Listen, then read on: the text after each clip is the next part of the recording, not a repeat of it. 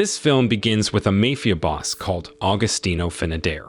He's a big shot in the illegal drug business, and a lot of folks in the city look up to him. At one point, we see Adair talking tough with one of his guys, Greg. They think Greg might have double-crossed the gang. Then, Delahunt, who is Adair's right-hand man, asks Greg to take care of the situation. Next, the scene shifts to two guys wearing masks. These two sneak into a drug dealer's house in secret. Their plan is to steal the dealer's money and take him out. Once they succeed, they give the money to their buddy named Chance Wilson. He lives in an apartment, and that's where they stash the cash. A few days later, Chance found himself getting kicked out of a casino. He'd lost money while gambling and things got a bit messy. When he got back to his apartment, he got the shock of his life. At that time, Desmond Packard and his crew, the same guys who'd pulled off a robbery earlier, were already there. Desmond said he'd heard about Chance's casino loss and got suspicious that he might have used the stolen money. There, Chance came clean and admitted he'd used some of the cash for gambling. But he insisted the rest of the money was still hidden in the apartment's ceiling. However, when they checked, the money was gone. Hearing that really ticked off Desmond. Then he ordered his guys to rough up Chance, and things escalated until Desmond shot him. Meanwhile, there was a cop named Ray Muntz who was getting close to nabbing a criminal who'd just sold illegal drugs. Suddenly, he got a call from his colleague to rush over to Chance's murder scene. Soon after, Ray arrived there and saw Chance's lifeless body on the floor. That's when his investigation began. In a quiet village, there's this guy named Frank Wilson. He used to be a police officer, but decided to retire young and move away from the city after his wife passed away 5 years ago. He's been living a peaceful life in the village. But one day, his world gets turned upside down when Ray shows up. Ray tells Frank that his son, Chance, got killed by someone. It's a shocker. He wants Frank to come to town with him to identify Chance's body. After a while, they make it to the place where they keep the bodies for examination. That's when Frank sees Chance lying there, lifeless. It hits him hard, seeing his boy like that. He's sad and angry about what happened to Chance. Frank asks Ray who did this to his son, but Ray says the police haven't figured that out yet. Meanwhile, Adair finds out that Chance, who used to work for him as a drug runner, is dead. At that time, he doesn't take it lightly. He tells his crew to hunt down whoever's behind Chance's death. In the village, Frank is holding a funeral for Chance. At the service, his neighbor Swilly comes by to offer his condolences. Swilly tells Frank that he's always thought of him as a son. After the funeral, Frank meets Charlotte Bales, who claims to have been Chance's girlfriend. She's the one who found his body in the apartment. When Frank asks how Chance knew her, Charlotte explains that they met about a year ago at a casino where she worked. The next day, Frank gets his old cop gear ready. He's determined to find out who killed his son. Before heading to town, he goes to Swilly's place to borrow a car.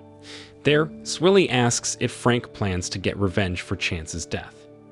Hearing that, he says yes, especially since he can't rely on the police, who tend to be slow when it comes to cases involving folks like them. Once in town, Frank meets Jinx, a leader of a motorcycle gang. Back when Frank was a cop, Jinx used to be his informant. Frank hopes to get some info about Chance's death from Jinx and his gang, but he refuses, saying Frank once had him locked up for 3 years. Then, Frank reminds Jinx that he actually helped him get a lighter sentence compared to the 25 years the prosecutor was pushing for.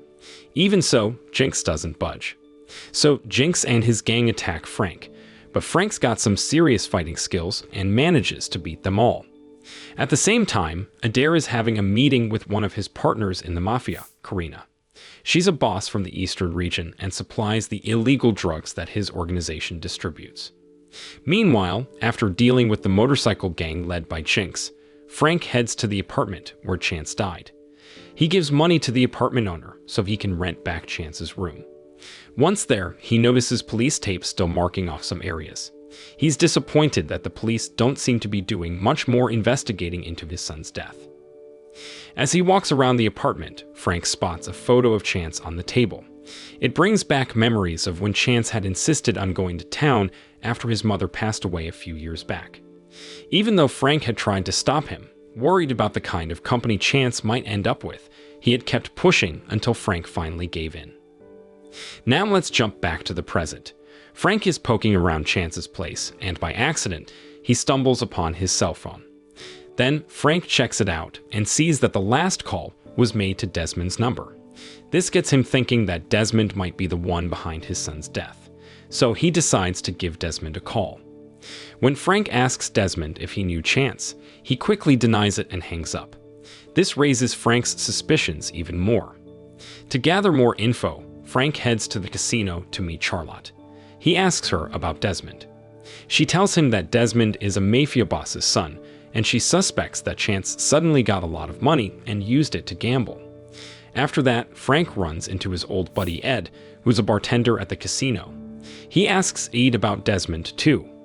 There, Ed confirms what Charlotte said, that Desmond is trouble and often hangs out at the casino down the street. With this new info, Frank rushes to the mentioned casino. He flashes his police badge to the guard so he can find out where Desmond is. He locates Desmond enjoying himself with a woman. Soon after, Frank and Desmond move to a quieter spot, and Frank asks him if he killed Chance. However, Desmond denies knowing Chance and warns Frank to leave before things get ugly. After hearing all this, Frank becomes even more convinced that Desmond is the one who killed his son.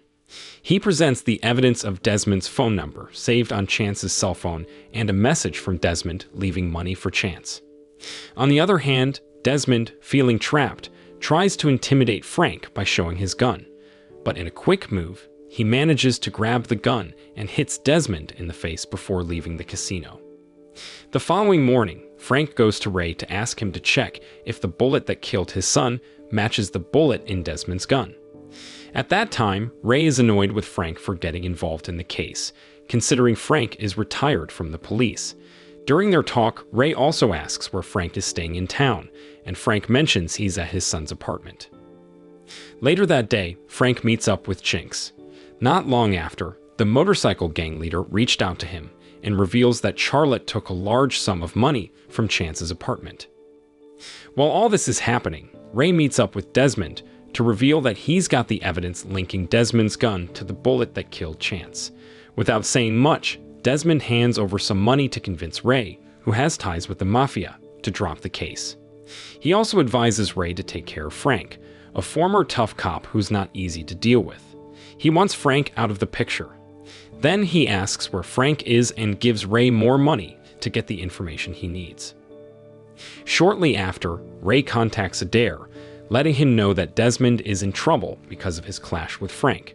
Adair gets worried and calls his son to meet up. During the meeting, Adair reminds Desmond that he stirred up a hornet's nest by killing Frank's son. Then he questions why Desmond killed Chance, who was their best career and helped their business. Desmond explains that he didn't like Chance getting more attention than Adair, even though Chance wasn't part of their family. Adair doesn't explain his thoughts but warns his son about Frank, saying that he will be after Chance's killer. Feeling confident, Desmond claims he can handle it. However, Adair knows better and tells his son not to underestimate Frank, emphasizing that he won't be an easy target. Soon after, Adair decides to take care of Frank himself to resolve the problem without putting his son in danger. On the flip side, Frank pays a visit to Charlotte's place and confronts her about the money she took from Chance's apartment.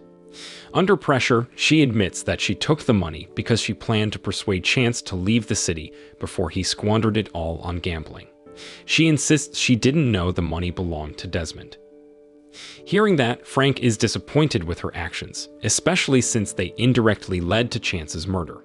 Despite his frustration, he tries to stay composed and advises Charlotte to leave town immediately before she becomes Desmond's next target. At nightfall, Desmond and his crew sneak into Chance's apartment to go after Frank, even though Adair told him not to. But when they get inside, Frank is nowhere to be found.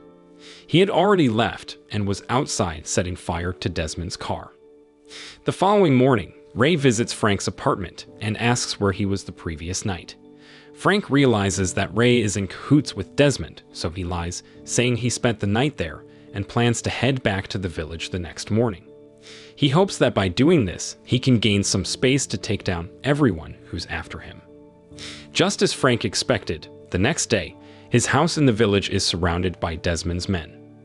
Meanwhile, Desmond goes to Swilly's place, asking about Frank's whereabouts. There, Swilly quietly tells him he doesn't know. On the other hand, Frank begins to take down Desmond's men one by one. But unfortunately, while caught off guard, one of them manages to overpower Frank. After some time, Frank receives medical treatment.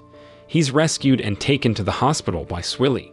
Suddenly, a woman named Ashley Millett, an old friend of Frank's from the Attorney General's office, is also there, looking after her unconscious friend who's been wounded. Not long after, Ray arrives at the hospital. He questions Swilly, who was the one to find Frank initially. There, Swilly explains that he heard gunshots and went to check, finding Frank injured. With this information, Ray meets with Desmond to update him on Frank's condition. He warns Desmond to be careful, because Frank might report to the police. What's more, Frank has a close friend at the Attorney General's office, which could complicate things for Desmond legally. On the other hand, Adair gets fed up when he hears that his son, Desmond, is causing more trouble with Frank. Annoyed, Adair advises Desmond to lay low for a while until things cool down. But stubborn Desmond pays no heed to his father's advice. He goes even further and orders his crew to team up with Karina. Following his orders, Desmond's men meet up with Karina. They ask her to stop doing business with Adair and start working with Desmond instead. He's been itching to take over his father's business for a while now. Besides that, Desmond's men get in touch with Ray. They instruct him to eliminate Frank and even slip him some money to ensure the crooked cop takes action. Soon after, Desmond pays a visit to Swilly. He wants to know if Ashley reported the shooting incident involving Frank to the authorities. Swilly, aware that Desmond is targeting Frank, informs him that Ashley doesn't need to do that. At that time, Swilly predicts that once Frank wakes up, he'll take care of Desmond and his men. Hearing this response, Desmond gets angry and without hesitation, takes out Swilly. In the hospital, Frank finally woke up and asked Ashley about Swilly, who had been looking after him. There, she not only told him where Swilly was, but also informed Frank about his health. Sadly, Frank had been diagnosed with lung cancer, and the doctor said he didn't have much time left. Soon after, Ashley received a call informing her that Swilly had been found dead at his house. Hearing this, Frank ignored his weak state, got up, and changed clothes. He didn't care about the law anymore. He was determined to take revenge on those who had harmed his loved ones. Then Frank instructed Ashley to wait outside the hospital while he fetched a car from the back parking lot. As he headed there, he noticed he was being followed by two corrupt cops hired by Ray. At that time, Frank, aware of their intentions, swiftly took care of both of them. Later in the afternoon, Frank was at his house when he received a call from Ray. Ray claimed he had evidence about Chance's death and wanted to meet. Although Frank knew it was a setup by Ray, he agreed to the meeting. After a while, Frank bumped into Ray, flashing his police badge. Ray, who had been ordered to kill him by Desmond, confronted Frank in the hospital parking lot. However, Frank wasn't fooled cause he knew the real deal about Ray. Soon after, things got heated and Ray attacked Frank, but his skills were far superior, and he managed to take Ray down, ending the fight by shooting him. Afterward, Frank seized Ray's cell phone and sent a phony message to Desmond, pretending that he had taken care of Frank and that they should meet up ASAP. Fortunately, Desmond fell for the trick and hurried to the meeting spot. Along with his crew, they arrived unsuspecting. However, Frank was ready and swiftly wiped them out. While going through Desmond's laptop, Adair stumbled upon recorded evidence. This proof revealed that Desmond and his crew were plotting to take over Adair's business. This discovery infuriated him and confirmed that Desmond intended to betray him and eliminate everyone connected to his son's work. A few hours later, Frank headed to Adair's place to let him know he had taken revenge by killing Desmond for what happened to Chance. During their talk, it became clear that Frank used to be a corrupt cop who assisted Adair's illegal business. Eventually, he retired and moved to the village, especially after Chance was born. Frank expressed his disappointment in Adair for involving Chance in such dangerous activities. Adair, on the other hand, admitted he had treated Chance well, because he knew Chance was Frank's son and had played a crucial role in their business. The conversation quickly escalated into a shootout between the two old foes. At that time, Adair managed to kill Frank, but Frank's phone showed he had contacted the authorities 20 minutes prior to frame Adair. Soon after, the police arrived and arrested the Mafia boss. In the ending scene, Charlotte reads the news online about Adair's arrest for killing and his illegal business. Fearing trouble, she hurriedly gathers her stolen goods and money, planning to leave town right away. Around the same time, Karina enters Charlotte's room and kills her. It turns out the money Charlotte took from Chance's apartment belonged to Karina, and it had been stolen by Desmond and his crew. The film ends. The moral lesson from this film is don't steal money from a mafia boss's baby, or you'll get caught in a web of revenge and complicated plot twists.